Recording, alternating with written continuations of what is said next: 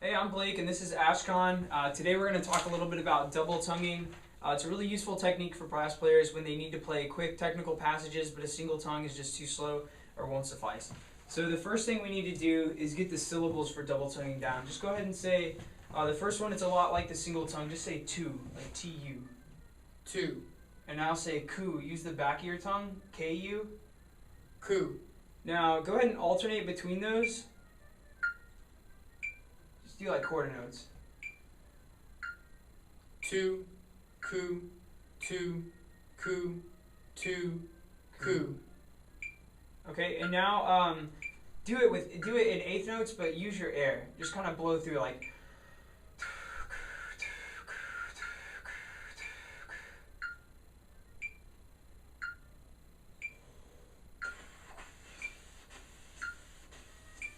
Good, and this is the preliminary stage for double tonguing. We want to make sure our air is completely consistent, completely always flowing.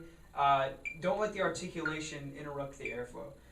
Try that one more time. Try to make it as smooth as you can, but with a firm articulation.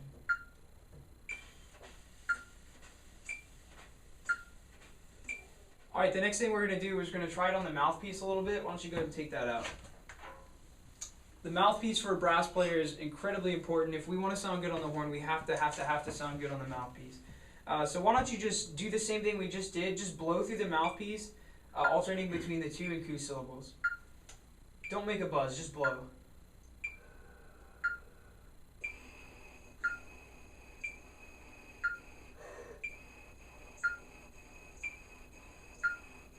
Good, that's good. And the mouthpiece is going to point out a lot of inconsistencies in the airflow, or if we are interrupting the airflow, we're going to be able to hear it a lot better with the mouthpiece.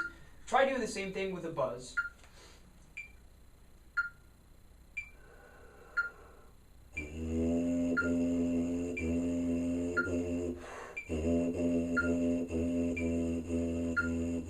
Alright, and finally, the last thing we're ready to do, after we have it sounding good on the mouthpiece, we're ready to put it in the horn.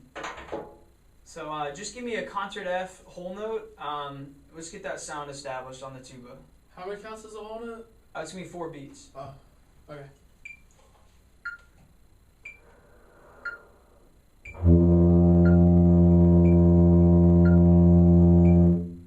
Good. Now do the same thing we were doing on the mouthpiece and without the mouthpiece. Alternate between the tu and ku syllables.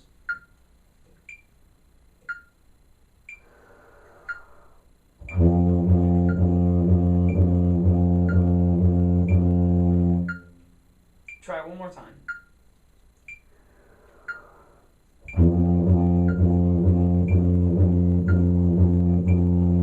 Good. And obviously we're taking this pretty slow.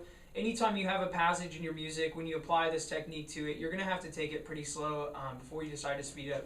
The important thing is that you're keeping a consistent airflow, a firm articulation that can be heard by the audience. And once you can do those things at a slow tempo and on the mouthpiece, then I think you're ready to put it in the horn and you're ready to go.